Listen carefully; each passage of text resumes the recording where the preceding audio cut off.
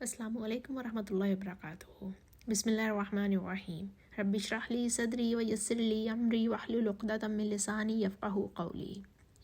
ایک عمل اور متعدد نیتیں۔ جب بھی ہم کوئی کام کرتے ہیں، دنیا کا ہو یا کوئی بھی کام ہو، اس کے پیچھے ہماری کوئی نہ کوئی نیت ہوتی ہے۔ وہ نیت اچھی بھی ہو سکتی ہے، وہ نیت بری بھی ہو سکتی ہے، وہ نیت اپنے فائدے کے لیے بھی ہو سکتی ہے، وہ نیت کسی دوسرے کے فائدے کے لیے بھی ہو سکتی ہے، وہ نیت شہرت کمانے کے لیے بھی ہو سکتی ہے، وہ پیسہ کمانے کے لیے بھی ہو سکتی ہے، وہ نیت دنیا کمانے کے لیے بھی ہو سکتی ہے اور آخرت کمانے کے لیے بھی ہو سکتی ہے، اور اللہ تعالیٰ کی رضا حاصل کرنے کی نیت بھی ہو سکتی ہے۔ رسول اکرم صلی اللہ علیہ وآلہ وسلم نے فرمایا انما الاعمال بالنیات۔ بخاری کی سب سے پہلی حدیث ہے، بہت ہی خوبصورت حدیث ہے۔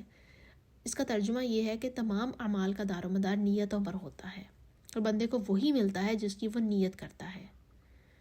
نیتیں بڑی رکھنا یہ صحابہ کرام اور اللہ والے علماء کرام کی نفع بخش تجارت رہی ہے۔ وہ کوئی ایک عمل کرتے تھے اور اس میں ان کی متعدد نیتیں ہوتی تھیں تاکہ انہیں ہر نیت پر عظیم اجر و ثواب ملے۔ ابن کثیر رحمہ اللہ فرماتے ہیں کہ نیت عمل سے زیادہ اہم ہوتی ہے۔ تو آئے ہم دیکھتے ہیں کہ تلاوت قرآن کے وقت ہماری نیت کیا ہوتی ہے۔ آئے اپنی نیتوں کو تصور میں لا کر دیکھتے ہیں اور کچھ نیتیں اپنے روزمرہ کے معمولات میں شامل کرتے ہیں جنہیں تلاوت قرآن کے وقت یاد رکھنا بہتر ہوگا۔ سب سے پہلے تو تلاوت قرآن کے وقت ہماری دعا یہ ہونی چاہیے کہ اللہ تعالیٰ قرآن کو ہمارے لیے سفارش کا سبب بنا دے۔ تلاوت قرآن کے ذریعے زیادہ سے زیادہ نیکیاں حاصل کرنا مقصود ہو۔ تلاوت قرآن سے مقصود ہو کہ وہ ہمیں جہنم کی آگ سے نجات دے دے گا، کیونکہ نبی کرم صلی اللہ علیہ وآلہ وسلم نے فرمایا کہ جس شخص کے سینے میں قرآن کا کچھ حصہ نہ ہو وہ دل ویران گھر کی طرح ہوتا ہے۔ تلاوت قرآن کے وقت ہر آیت پر عمل کرنے کی نیت ہو تاکہ جنت میں بلند درجات حاصل ہوں۔ نبی پاک صلی اللہ علیہ وآلہ وسلم فرماتے ہیں روز قیامت قرآن کے قاری سے کہا جائے گا کہ پڑھتے جاؤ چڑھتے جاؤ اور ٹھہر ٹھہر کر عمدگی کے ساتھ پڑھو، جس طرح دنیا میں تم ٹھہر ٹھہر کر پڑھتے تھے۔ تمہاری منزل وہیں ہوگی جہاں تم آخری آیت پڑھو گے۔ تلاوت قرآن کا مقصد یہ بھی ہونا چاہیے کہ ہمارے دلوں کے امراض اور جسمانی بیماریوں کو شفا ملے گی اور رحمت الہی کے نزول کا سبب بنے گا، جیسا کہ قرآن میں اللہ سبحانہ وتعالیٰ نے خود ہی فرما دیا۔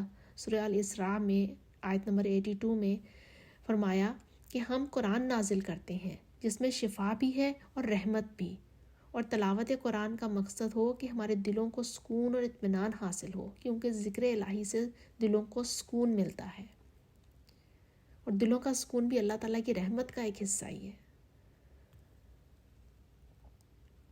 تلاوت قرآن کے وقت ہماری نیت ہو کہ اس قرآن سے ہمارے دلوں کو زندگی ملے گی، ہماری آنکھوں کو روشنی ملے گی اور ہمارے رنج اور غم کا مداوع ہوگا، کیونکہ یہ قرآن مومنین کے لیے موسم بہار کی طرح ہے، بالکل اسی طرح جس طرح زمین کے لیے بارش جو ہے وہ ایک سبزے کا پیغام، بہار کا پیغام لے کر آتی ہے، زمین دوبارہ سے کھل اٹھتی ہے، دوبارہ سے پر رونق ہو جاتی ہے۔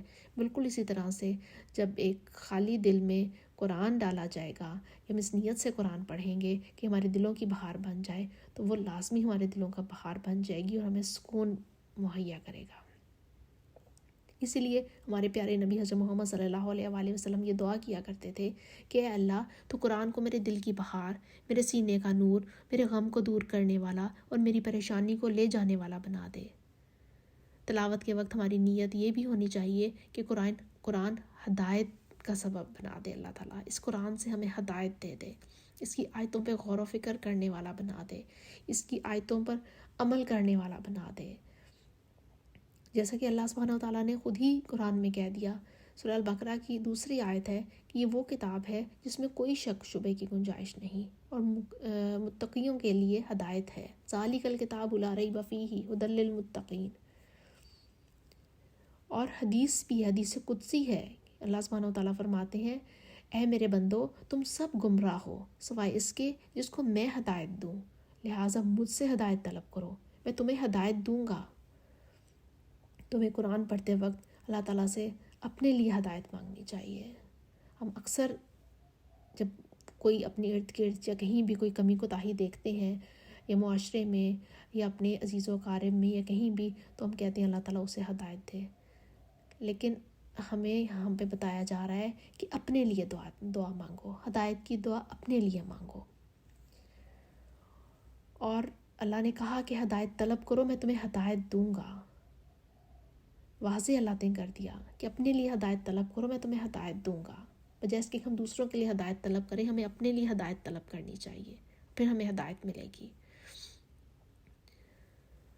ہمیں اللہ تعالیٰ ہمیں قرآن کریم کی تلاوت کا پابند بنا دے، نیز اسے سمجھ کر پڑھنے اور اس پر عمل کرنے کی توفیق عطا فرما دے. اللہ سبحانہ و تعالیٰ ہمیں توفیق دے کہ ہم آپ کی اس نعمت کا شکر ادا کر سکیں جو آپ نے ہمیں اور ہمارے والدین کو عطا کی ہے، اور اس بات کی بھی کہ ہم ایسے اچھے عمل کریں جو آپ کو پسند ہوں، اور اپنی رحمت سے ہمیں اپنے صالح بندوں میں داخل کر لیں. یا رب العالمین.